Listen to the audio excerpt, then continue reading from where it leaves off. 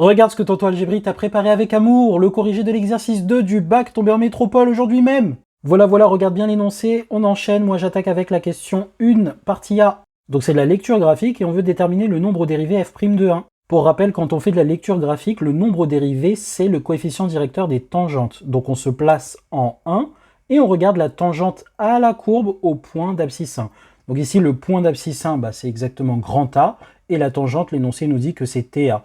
Donc je prends TA, et je cherche son coefficient directeur. Pour trouver son coefficient directeur, il me faut deux points distincts qui sont sur la droite. J'ai le point A déjà, et il faut que je lise un autre point qui est facile à identifier. Par exemple, celui-ci.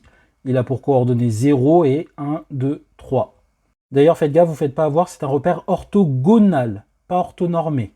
Et donc j'applique la formule de calcul d'un coefficient directeur, YB moins YA sur XB moins XA, ce qui me fait ceci, parce que j'avais le point A de coordonnées 1, 2, et le point que j'ai pris après de coordonnées 0, 3. Check bien sûr. Combien de solutions à l'équation f' de x égale 0 admet-elle dans l'intervalle 0, 3, 0 exclu? C'est tous les endroits en fait où on a des tangentes qui sont horizontales. On voit que c'est pas possible là avant, parce que les tangentes sont comme ça, elles sont comme ça, et là, paf, horizontale.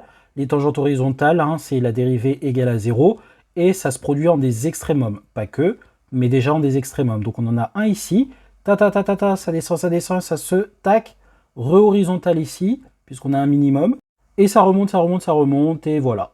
Donc ici on en a bien deux, c'est les extrémums, et on n'en a pas d'autres. Check. Quel est le signe de f seconde de 0,2 ? Eh bien, on se place en 0,2 et on monte au point de la courbe correspondant et on regarde dans ce voisinage comment est la courbe, quelle est sa convexité, convexe ou concave. On voit ici qu'on est gonflé vers le haut, donc on est concave. Et d'après le cours, la concavité, ça équivaut au fait que la dérivée seconde est négative. Check. Partie B et C, question 1, résoudre cette équation, en déduire que si f ne coupe pas l'axe des abscisses.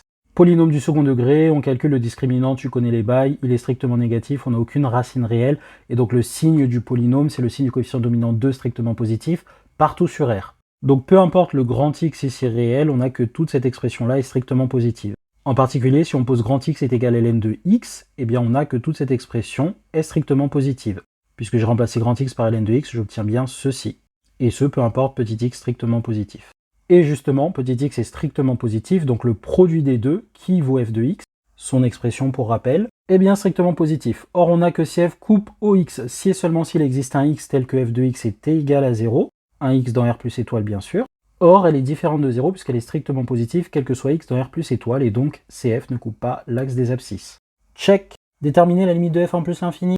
Est facile, on factorise par ln de x carré parce qu'on avait une forme indéterminée dedans, ce qui donne ceci. J'ai factorisé par ln de x carré, donc là j'avais un 2 fois ln de x carré, donc je me retrouve avec un 2, j'avais juste un 3 ln de x carré, donc j'ai divisé par ln de x carré, ln de x sur ln de x carré, il m'en restait en bas, et là j'avais rien, donc j'ai bien un ln de x carré au dénominateur. Ceci, ça tend vers l'infini par produit, plus l'infini au carré, plus l'infini par produit, donc plus l'infini. Ça tend vers 0, parce qu'en bas ça tend vers plus l'infini par quotient, ça tend vers 0, ça tend vers 2, donc tout ça vers 2. Et donc tout ça, par produit, ça tend vers plus l'infini. La limite de f en plus l'infini, c'est plus l'infini. Check. On admet que f' vaut ceci, montrer que pour tout x appartenant à machin, f seconde est égal à ceci. L'énoncé nous dit que f' est dérivable, puisque f est 2 fois dérivable sur R plus étoile. Et donc je commence mon calcul avec f seconde pour n'importe quel x de R plus étoile. Donc c'est égal à 2 fois 1 sur x fois ln de x. Parce que pour rappel, donc j'ai le 2 qui reste en facteur, et la dérivée d'un truc au carré, c'est 2 fois la dérivée du truc, fois le truc lui-même puissance 1. J'ai bien 2 fois la dérivée du truc, fois le truc lui-même puissance 1. Ce qui me fait 4 ln de x sur x, plus 1 sur x la dérivée de ln de x, moins 1, 0. Donc j'obtiens ceci, je factorise par 1 sur x, j'obtiens bien ceci. Check. B, étudier la convexité de la fonction f sur l'intervalle 0 plus infini et préciser la valeur exacte de l'abscisse du point d'inflexion. On vous donnait l'information qu'il y a bien un point d'inflexion, donc ça a orienté quand même vos calculs. On résout l'équation f seconde de x est égal à 0, donc j'obtiens ceci, et donc j'isole le ln de x, moins 1 divisé par 4, ça fait moins 1 quart, j'applique l'exponentielle, donc l'exponentielle de ln de x, ça fait x, et j'ai exponentielle de moins 1 quart, et je refais les mêmes manips avec des inégalités, si je suis strictement positif, en faisant les mêmes manips, je me retrouve avec x strictement supérieur à ça, strictement négatif, x strictement inférieur à ça. Et donc j'obtiens une dérivée seconde qui est négative ici et positive ici, et donc concave et convexe pour la fonction f. Et donc comme j'ai changement de convexité au point d'abscisse ceci, le point qui a pour abscisse exponentielle de moins 1 quart, est bien un point d'inflexion. Check. Montrer que la courbe CF est au-dessus de la tangente TB sur l'intervalle 1 plus l'infini. On rappelle que TB c'est la tangente ACF au point d'abscisse E. Mais on a montré qu'on est convexe sur E puissance moins 1 quart plus l'infini. Vu que ça c'est plus petit que 1, puisque moins 1 quart c'est plus petit que 0 et 1 c'est E puissance 0, j'ai que f est convexe sur 1 plus l'infini qui est inclus dans cet intervalle où elle est convexe d'après la question précédente. Et donc f est au-dessus de chacune de ces tangentes, en particulier elle est au-dessus de sa tangente en E. E est strictement plus grand que 1, donc on est bien dans l'intervalle.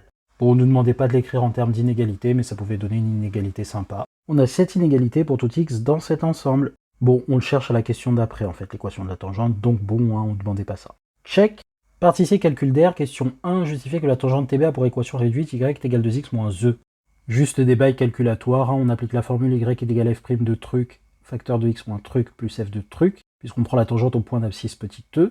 Je remplace les expressions, et je calcule et je simplifie, on obtient bien ce qu'il faut, je te laisse vérifier. Tac. Check. Question 2, à l'aide d'une intégration par partie, montrer que cette intégrale est égale à ceci.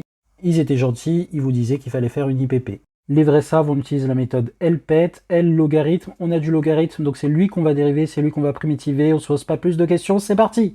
On n'oublie pas les hypothèses à vérifier, donc on va prendre x associé à ln de x comme fonction à dériver, et du coup comme ça, celle à dériver, on va la primitiver pour avoir l'autre fonction, v, et je dois justifier que les deux sont dérivables sur 1e, hein, d'après le cours, hein, polynôme logarithme, et leurs dérivées sont continues, leurs dérivées sont les mêmes dérivables, hein, ou sinon on sait qu'elles sont continues, pareil d'après le cours. Donc je peux appliquer la formule d'IPP, je pose que U c'est ln de x, V' c'est x, U' c'est ceci, V c'est ceci, et donc ceci c'est égal crochet UV, ça, moins l'intégrale de U'V, ceci. J'ai 1 sur x multiplié par x carré sur 2, les x se simplifient, j'ai bien un x sur 2 qui me reste. Je calcule en les bornes, ln2 ça fait 1, donc là j'ai bien un e carré sur 2, ln de 1 ça fait 0, donc le deuxième terme disparaît, je primitive x sur 2, un x carré sur 4 entre 1 et e, j'applique, ça me fait moins e carré sur 4 en e, moins plus 1 carré 1 sur 4. Je mets celui-ci au même dénominateur que les autres, donc je multiplie par 2, donc j'ai 2e carré moins e carré, ce qui fait e carré, plus 1 sur 4 au final.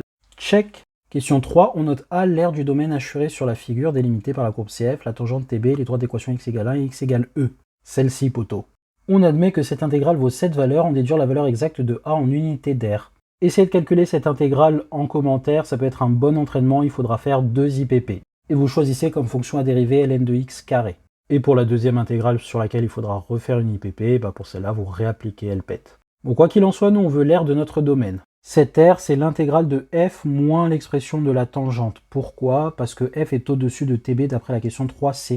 Ici, ça c'est vrai sur l'intervalle 1 plus l'infini, et là on est compris entre 1 et e. Donc cette aire assurée, c'est bien l'intégrale de l'expression ici moins l'expression ici. C'est-à-dire ceci, et donc je remplace f par son expression et la fonction affine par son expression, je distribue tout et j'arrange, ce qui me donne ceci. Et là, je suis allé un peu vite, mais j'utilise la linéarité de l'intégrale pour séparer ça. Je fais sortir le 2. Donc j'ai l'intégrale de x ln de x carré dx entre 1 et e. Mais ce truc-là vaut ceci. Donc j'ai bien 2 fois ceci.